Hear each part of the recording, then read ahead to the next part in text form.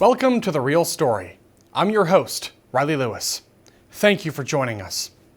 Every gun that is made, every warship launched, every rocket fired signifies, in the final sense, a theft from those who hunger and are not fed, those who are cold and are not clothed. Under the cloud of threatening war, it is humanity hanging from a cross of iron. Those are the timeless words of President Dwight D. Eisenhower, and they come from his Chance for Peace speech, which was delivered on April 16, 1953, less than 2 months after the death of Joseph Stalin.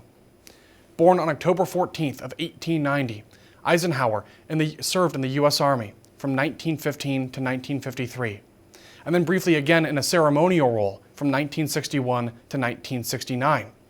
He spent years climbing the ranks and eventually became a 5-star general.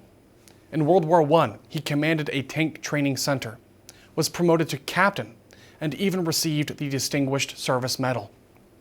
Then, following the war, he served under Generals Douglas MacArthur and George Marshall, both of whom played vital roles in World War II. And Eisenhower served in World War II himself as the Supreme Commander of the Allied Expeditionary Force from 1943 to 1945.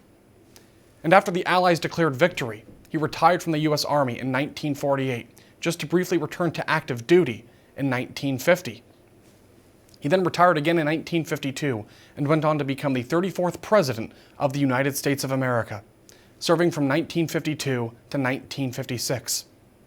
And following his departure from office, he and his wife moved to a farm in Pennsylvania in 1961 and lived there until their respective deaths in 1969 and 1979.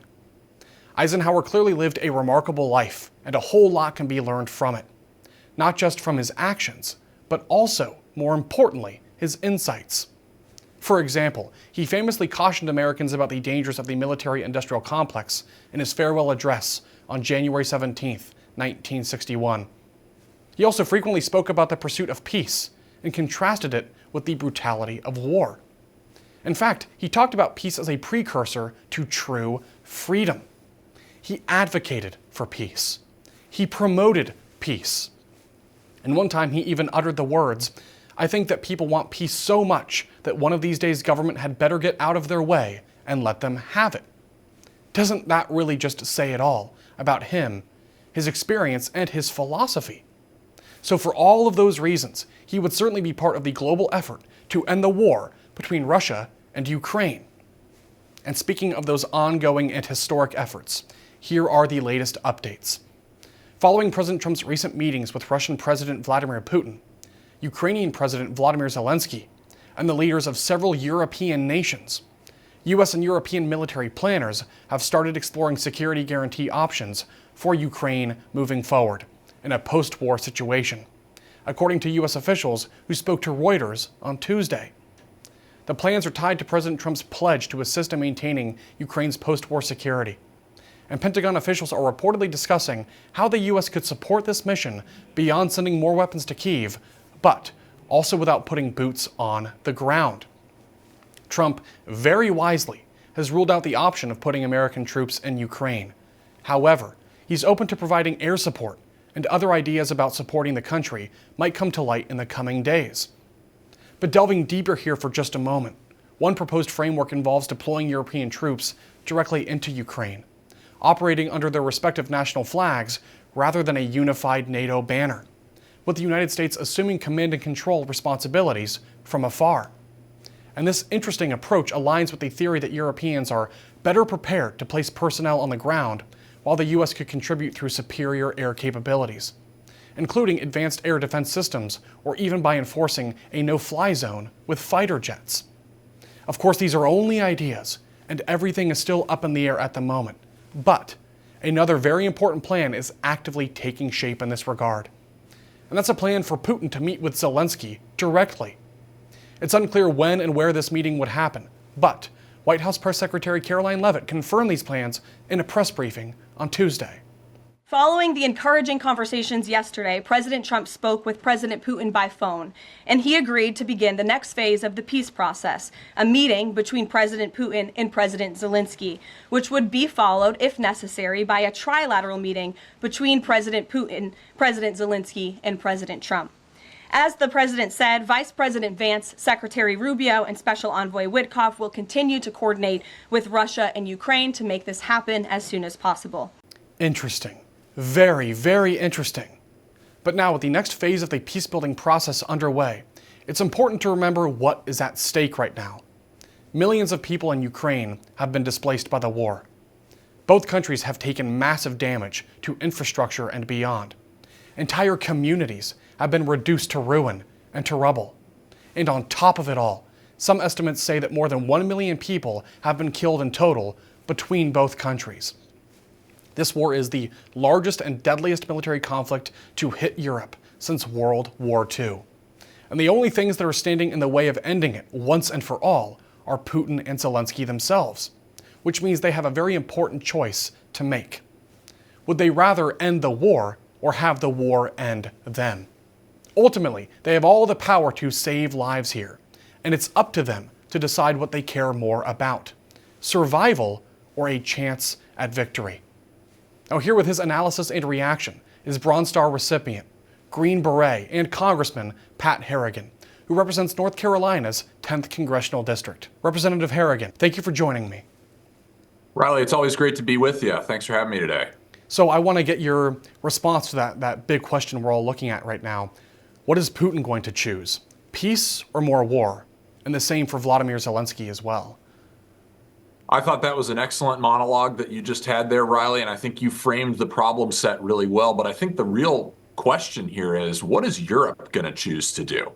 Because at the end of the day, right now, they're purchasing $29 billion a year worth of Russian oil and gas. And they're contributing to Ukraine $18 billion worth of military assistance. You got to ask the question, who are they helping more?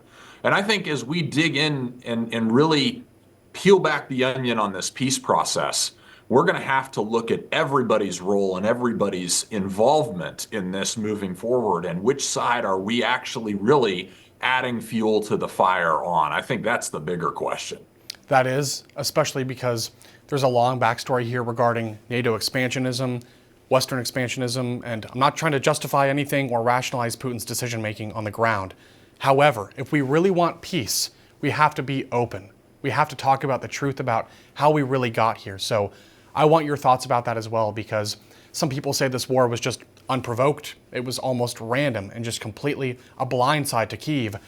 I don't think that's totally truthful, and so I want to get your thoughts about why we're really in this position in the first place, Congressman.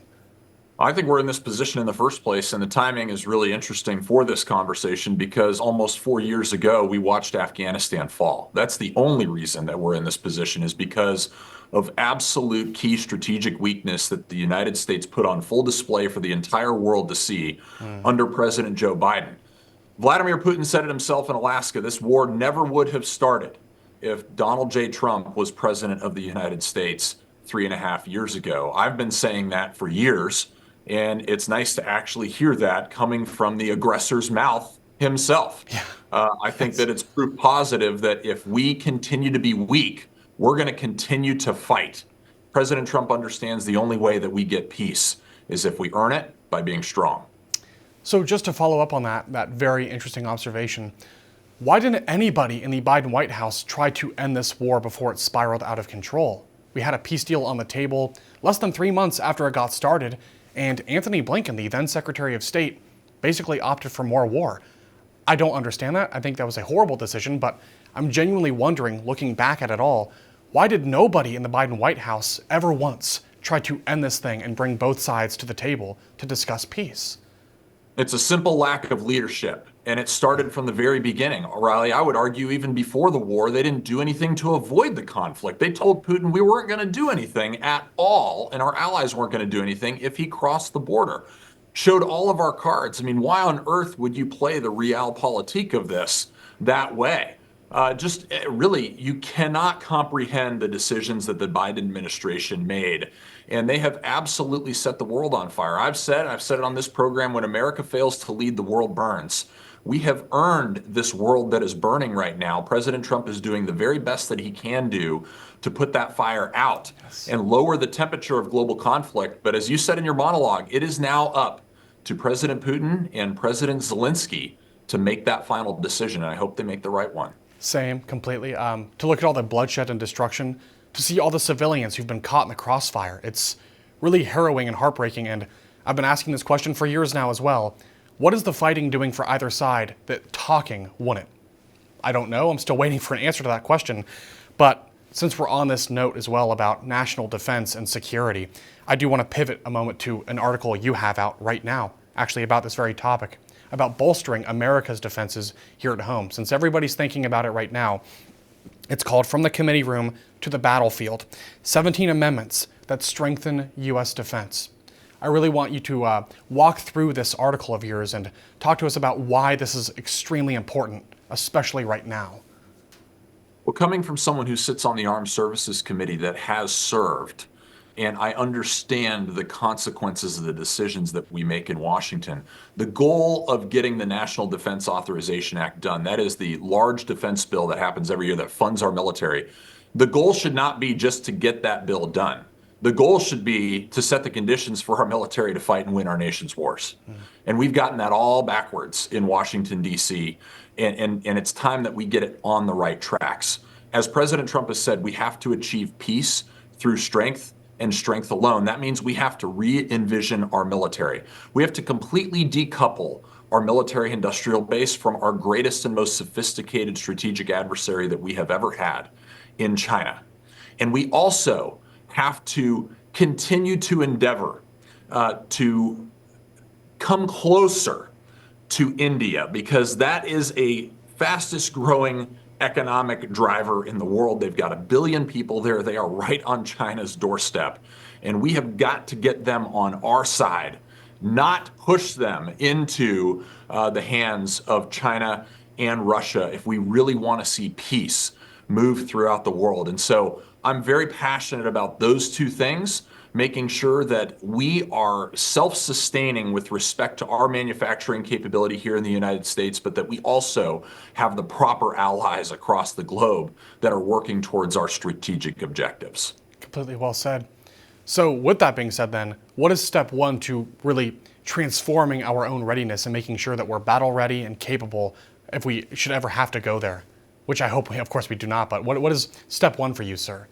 The first step that we have to do in the Department of Defense is actually understand our supply chains. I think that everything has gotten so complicated, and it's such a big problem set, right? We're spending $1 trillion a year on our nation's defense that when you actually look at the supply chains, we don't fully understand them ourselves. And because of that, we know every time that we peel back the onion just a little ways, we find something in there. We find a fly in that onion that makes that onion inedible.